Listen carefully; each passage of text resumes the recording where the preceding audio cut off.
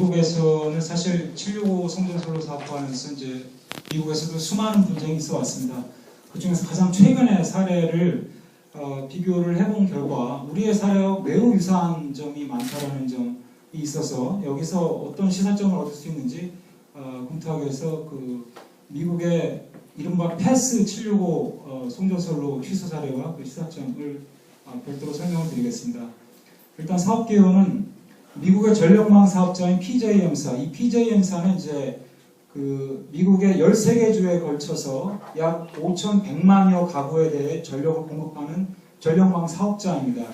이 사업자가 지난 2007년에 현 송전망의 전력 개통 신뢰도 기준이 신뢰도가 이 기준에 비춰봤을 때 취약하다. 그래서 개통 신뢰도 기준을 위반한다는 이유로 신규로 그 포토맥 아팔란치아라는 이제 저희 기술 서술형으로 된 보도 자료에는 세부 이름이 들어가 있습니다만 이 사업을 2007년부터 착공을 하게 됩니다.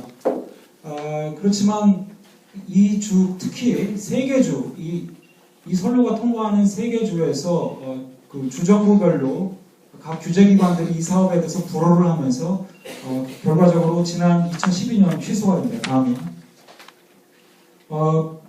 보시다시피 이 사업의 핵심은 이 오하이오주 이 서부에 있는 그 대용량 석탄 발전단지에서 동부 저쪽 메릴랜드주 등 동부 지역으로 이제 약 300km에서 약 500km 사이 정도를 송전선로를 이제 765 송전선로를 통해서 전력을 공급한다 이런 계획이었습니다.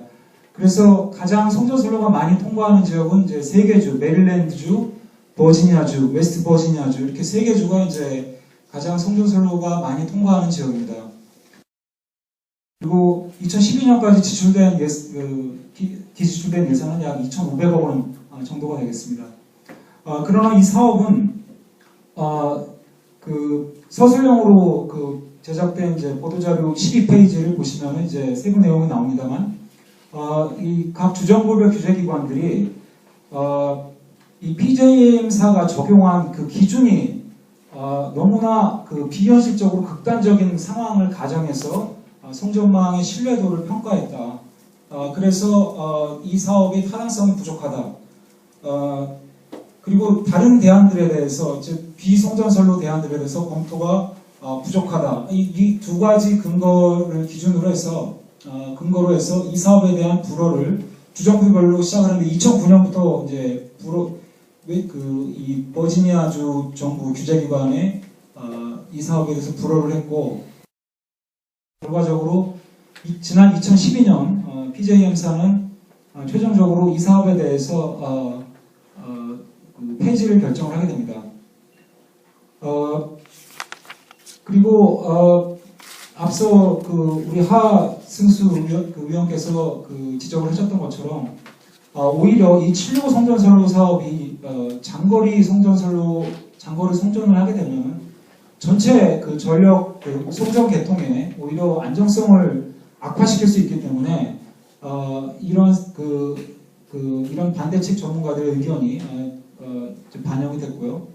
그리고 이제 수요지 인근형 발전 설비의 입지 정책, 즉 수요지인 그 동부 지역의 발전 설비를 건설하는 것이 신뢰도 향상에도 기여한다 이런 입장을 피력을 했습니다.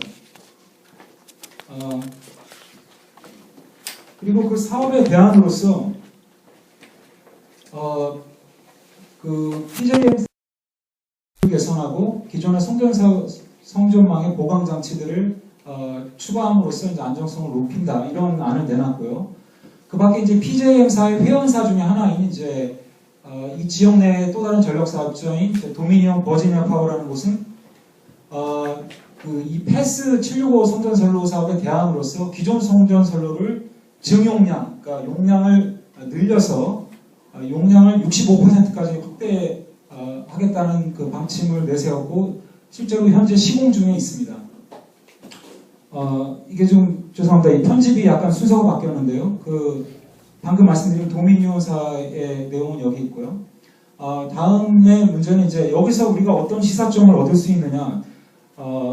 그 미국 사례에서 5가지 시사점을 잡을 수 있는데요. 첫 번째로는 일단 미국의 그 연방규제위원회나 연방에너지규제위원회나 또는 주정부별 공공사업규제위원회들은 신규 송전선로 건설 신청 사업자에게 신규 송전선로의 대안들, 즉 대안선로, 잠깐만요. 다시.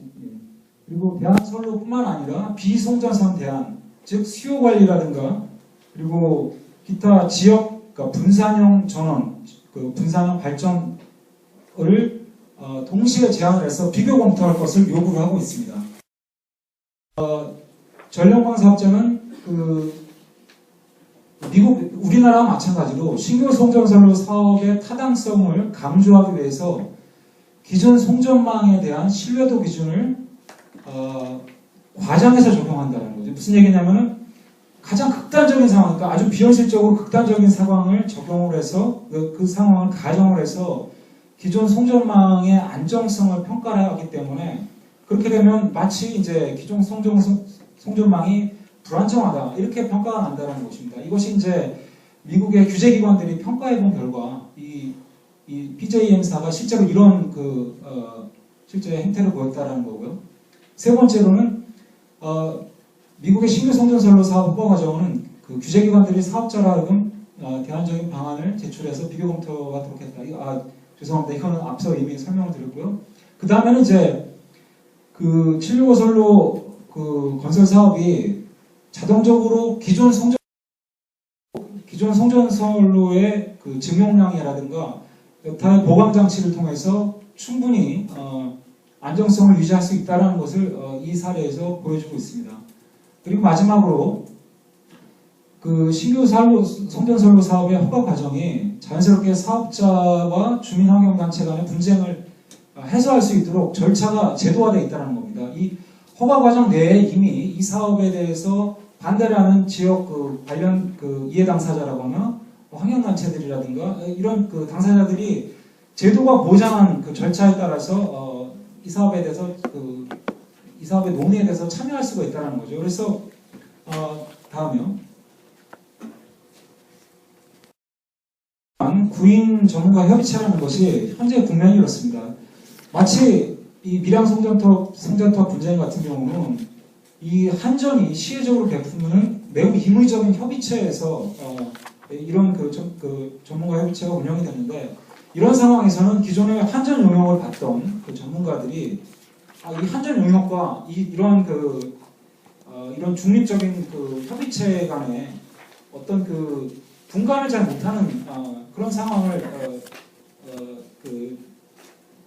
연출하게 됩니다. 그래서 예를 들면 베껴쓰기라든가 대필이라든가 이런 의혹들이 당연히 이런 상황에서는 발생할 수밖에 없다. 이렇게 볼 수 있겠습니다.